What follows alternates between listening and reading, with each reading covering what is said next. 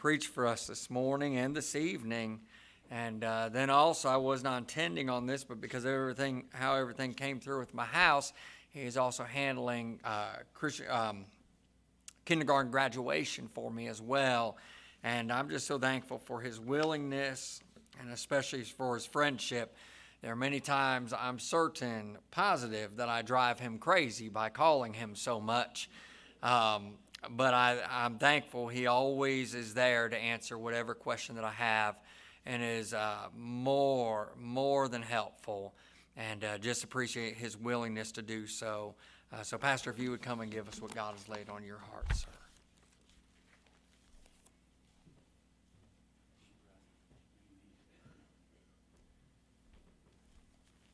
Well, you can't drive a crazy man crazy. He's already there.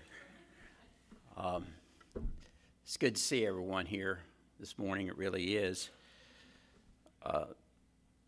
Pastor Aaron, the Lord is blessing you. I'd suggest that you go West Virginia and don't come back till Saturday. This being the last week of school.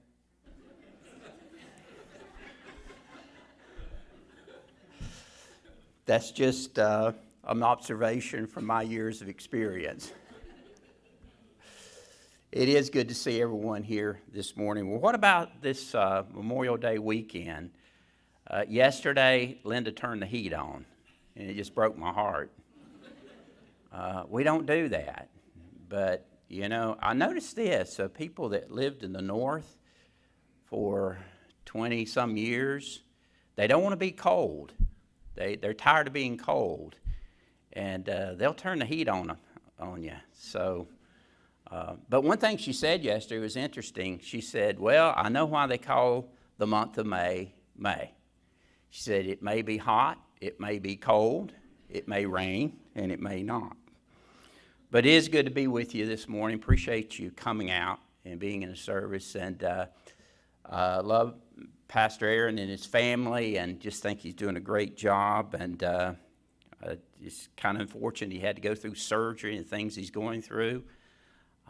But the Lord has it all under control, and appreciate you supporting him. That's a real blessing, I know. Well, if you have your Bibles, turn to Hebrews chapter 11.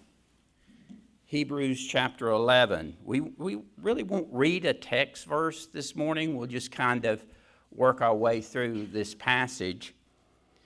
Hebrews chapter 11 and maybe into chapter 12.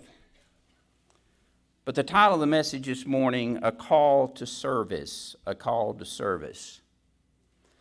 While we may enjoy this Memorial Day weekend, we cannot escape the fact that it is a sobering reminder, as we all know, the cost of freedom.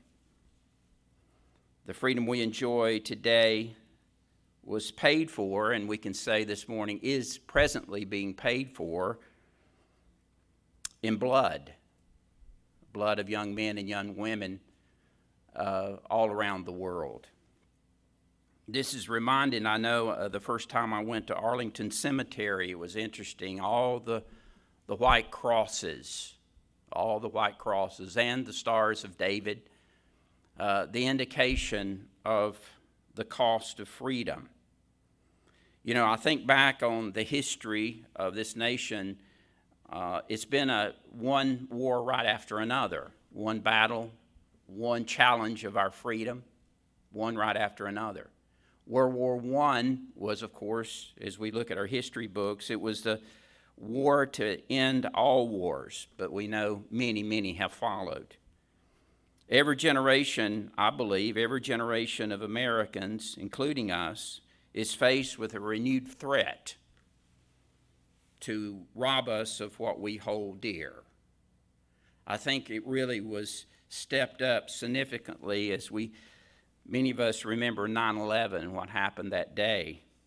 It was a stark reminder of this fact, that there are those that hate us, those that will challenge our freedom, those that wanted to take our freedoms from us. And this generation, it's interesting that we found with America, this generation that we have, let's say in the last, since 9/11, we find that men and women have answered the call of service